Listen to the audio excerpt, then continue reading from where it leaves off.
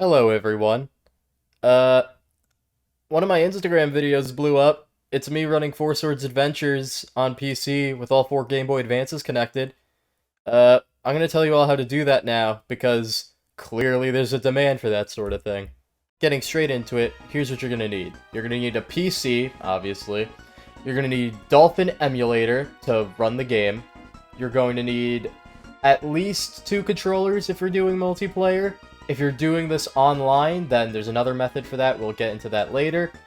You're going to need a ROM for Four Swords Adventures, which legally I can't give to you, but maybe some sort of ROM's mega thread can give that sort of thing to you. You're also going to need a GBA BIOS.bin file, which, again, I can't give that to you legally. However, if only there was some sort of internet archive you could get it from, but I don't think that exists, so you're out of luck, I guess. Now, once you've set everything up, downloaded everything, you're going to open Dolphin. You're going to click Config. You're going to go to GameCube. And down in GBA settings, where it says BIOS here, you're going to want to find the GBA_BIOS.bin file that you downloaded earlier. So, as you can see, I have it in Dolphin Emulator Documents GBA BIOS.bin. You might have it saved somewhere else. Just make sure you have this file pointed to in Dolphin. Next up, you're going to want to configure your controllers. So, as you can see, I'm using two controllers, so you're going to want to set the ports to GBA integrated. Now let's configure the controls. As you can see, I already have the controls configured for the Xbox controller, so we're going to do this for the Switch controller that I'm using. So, these are all the buttons on the Game Boy Advance. You're gonna click, press up, click, press left, click whatever input, and then press that button on the controller. Click down, click, press right, click, press B, click, press A, click, press L, click, press R, and so on, until everything is mapped properly. Now, you can finally open your ROM of Four Swords Adventures if it's not in this game list. Click open at the top left and go and open the ROM file you downloaded. Now, you can open the game. Now, another thing to keep in mind is screen setup. As you can see, the windows are a bit haphazard. You can put them wherever you want. So if you want player 1 on one side, if you want player 1 on one side, player 2 on the other, and then the game screen in the middle, you can adjust it to be like that. Let's go ahead, run a shadow battle, and see how it all works. Alright, we are now in the game. And as you can see, using both controllers, we are controlling the Game Boys, and it works perfectly. It even works inside buildings.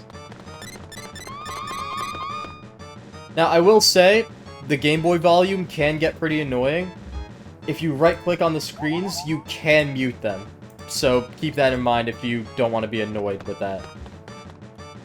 As you can see, no sound. Now, if you're playing with 4 players, one, you would need more controllers if you're not playing this online. Which, again, we'll get into that later. I'm going to show you my screen setup for when I do 4-player split screen. Also, yes, it will remember the positions of the Game Boy windows, so keep that in mind.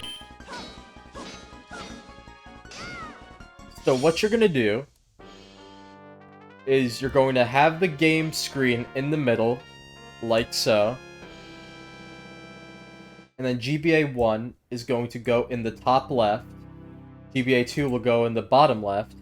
GBA 3 will go top right. And GBA 4 will be bottom right. And just like that, we have a 4-player split screen setup that makes the main game screen the big one, and the split screens are off to the side in a proper order. It all functions seamlessly. I really wish you could get rid of, like, the Windows stuff with, like, the bars, but you can only do so much. It's already a miracle to get this running in the first place. Just another extra thing I wanted to add. If you use 2 monitors for gaming, and if you have the proper setup for it, you can have the GameCube screen on one monitor and have the GBA screens on another monitor. I've tried this setup, it works really well, but if you're doing something like Parsec, then you can only stream one screen at a time, and it won't really work that well. Speaking of Parsec, let's get into that. Now, I don't have a good way of showing off using Parsec, so I'm only going to give a brief summary. You're going to download Parsec, set it up. You're also going to want to make sure your friends have it downloaded and set up as well. So, this is what Parsec looks like. You're going to want to add your friends using their username on Parsec. And then they should be able to connect to your computer just automatically. It'll show up like on the side over here.